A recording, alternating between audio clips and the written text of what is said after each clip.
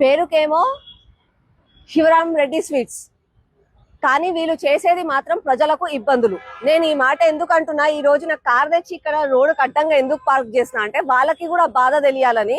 ఒక్కసారి ఇక్కడండి, గత 6 నెలల నుంచి ఇక్కడ ఒక డబ్బా ఉంది చూస్తారా, ఆ డబ్బా అడ్డంగా ఉంది, దానివల్ల ప్రజలు ఇబ్బంది పడుతున్నారు, కార్లు టర్న్ అవ్వట్లేదు అని చెప్పి, ఎన్క్రోచ్ అవుతుంది రోడ్డు అని చెప్పి చాలా మంది కంప్లైంట్స్ ఇచ్చారు. 6 నెలల నుంచి గవర్నమెంట్ తరఫున, జిహెచ్ఎంసి తరఫున మేము ఫాలో అప్ చేస్తున్నాము, పోలీస్ ఫాలో అప్ చేస్తుంది. కానీ పెద్ద పెద్ద బడాబాబులు, కాంగ్రెస్ బడాబాబులు ఫోన్లు చేసి ఆ డబ్బా ఎలా తీస్తారు అని అడుగుతున్నారంట.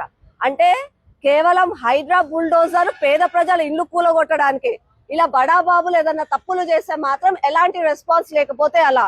నేను ఒకటే అడుగుతున్నా, ఒకవేళ మీ ఫ్యామిలీస్ లో మీ రెండు ఏమైనా ప్రాబ్లమ్స్ ఉంటే, ఏదైనా అయితే ఆ డబ్బాని తీసుకుపోయి మీరు డీల్ చేసుకోవాలి. కానీ ఓపెన్ గా ఇలా పబ్లిక్ కి ఇబ్బందులు పెట్టుకుంటూ అది తేలేంత వరకు మేము డబ్బా తీయము అని అంటే ఎలా? మీరు ఇంత పెద్ద ఒక బిజినెస్ ని నడుపుకుంటూ ప్రజలకు సహాయం చేయకుండా ఇలా చేసేలా? ఇప్పుడు 2 గంటలలో ఆ డబ్బా అక్కడి నుంచి తీయాల్సిందే. లేదు అంటే నేను మీ షాప్ ముందు నుంచి కారు తీయా, నా కారు ముట్టుకునే ధైర్యం ఎవరికన్నా ఉందా రండి, నన్ను కారు తీయాలంటే డబ్బా మాత్రం తీయాల్సిందే ఇక్కడ నుంచి. మెల్లగా. ఈ డబ్బా గత 6 నెలల నుంచి చాలా మంచిగా చెప్పినాము తీసేసుకోండి అని చెప్పి, శివరాం రెడ్డి స్వీట్స్ వాళ్ళది ఏదో కాంట్రవర్సీలో ఈ డబ్బా ఇక్కడ పెట్టిండ్రు. ఇక చెప్తే మంచితనం గింటలేరు కాబట్టి ఇవాళ క్రేన్ తెప్పించి మరీ తీపిస్తున్నాము.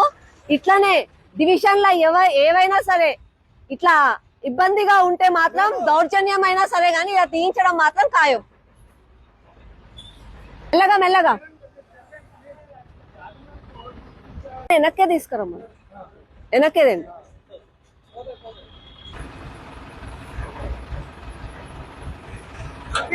జాగ్రత్త.